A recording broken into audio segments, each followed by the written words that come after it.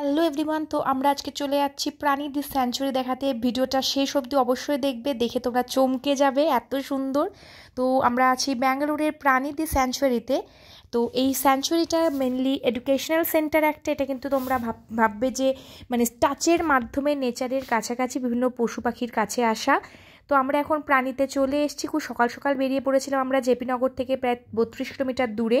তো প্রাণীতে এসেই যেটা প্রথমে করতে হবে সেটা 400 টাকা দিয়ে একটা টিকিট করে নিতে হবে।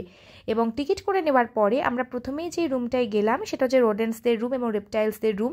এখানে তোমরা টাচ করে দেখতে পারবে। আমাকে দেখতে পাচ্ছ, একটু ভয় পাচ্ছিলাম প্রথমে, তারপর আস্তে আস্তে হ্যাবিচুয়েটেড হয়ে গেছিলাম। এখানে র্যাটস, গিনিপিগ, আরও বিভিন্ন রকমের রোডেন্টস এখানে তোমরা টাচ করতে পারবে। তারপরে দেখতে পাচ্ছ ইগুয়ানাটা, প্রচুর ইগুয়ানা ছিল, কয়েকটাই মাত্র তুলেছি আমি। তো ইগুয়ানার যেটা মেন জিনিস সেগুলো একটা রেস্কিউড এবং এটা আর হচ্ছে এর 14 বছর বয়স এবং এটা একটা ট্রাস্ট ইস্যু থাকে। এটা ট্রাস্ট না করলে কিছুতেই তার কাছে যাবে না। তো ভীষণ ভালো অভিজ্ঞতা, এদের দেখে ভয় পাওয়ার কিছু নেই, খুবই নিরীহ হয়। তারপরে আমরা চলে গেছিলাম খরগোশ দেখতে। খরগোশের দেখার মজাটা কি, এটা প্রতি দেখছো বাচ্চাগুলো বসে আছে, এই বাচ্চাগুলোকে ওরা শেখাবে, টাচ করতে দেবে। যেমন হচ্ছে খরগোশদের কান কখনো ধরতে হয় না, সব থেকে সেন্সিটিভ, এবং গাজর ওদের জন্য খুবই ক্ষতিকারক। ওদের মেনলি গ্রিনস খাওয়াতে হয়, গাজর is like fast food to them. তারপরে আমরা যেটা দেখছি সেটা হচ্ছে এমারেল ব্লু কালারের ইমু ডিম। হ্যাঁ, ইমু হচ্ছে ওয়ার্ল্ডের সেকেন্ড লার্জেস্ট একটা পাখি, যেটা অস্ট্রেলিয়া থেকে এরা নিয়ে এসছে, মেনলি রেস্কিউ করেছে।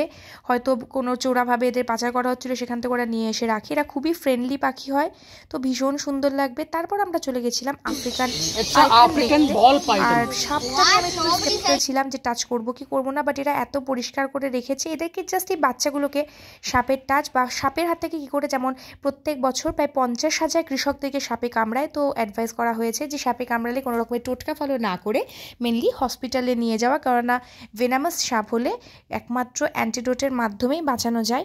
তারপর আমরা চলে এসেছি টেরাপন বলতে একটা টার্টেলা টর্টোয়েজেরই মতন একটা প্রজাতি দেখতে। আর এদের দেখছো না, এদের খোলস আমরা ছোটোবেলায় দেখতাম খোলস থেকে আলাদা হয়ে গেল, এরা হতে পারে না। খোলসটা নিচে এদের নার্ভ থাকে, তো এদের যদি আমরা হিট করি এদের লাগবে, এই যে আমরা ওদের গায়ে হাত বলেছি ওদের সুরসুরি লাগছে।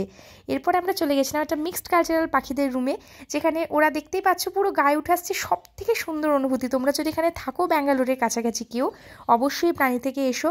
অনেক জায়গাতেই তো ঘুরেছো, এখানে এসো, বাচ্চাদের ভীষণ ভালো লাগবে। আর এই দেখো, এটা আর্চার ফিশ দেখাতে নিয়ে এসছি, যারা স্পিটিংয়ের মাধ্যমে শিকার করে।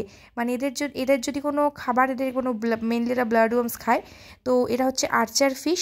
তো বাচ্চাদেরকে এত সুন্দর ইন্টারাক্টিভ ওয়েতে এরা পড়াবে, তোমাদের যে কি বলবো। আর এই দেখো, এটা হচ্ছে গাধা, এরা আফ্রিকান গাধা, এটা ডুয়ার্ফ ভ্যারাইটি। গাধা কিন্তু one of the most intelligent প্রাণীদের মধ্যে একজন, কারণ এটা প্রায় 20 বছর নিজের মালিককে মনে রাখতে পারে।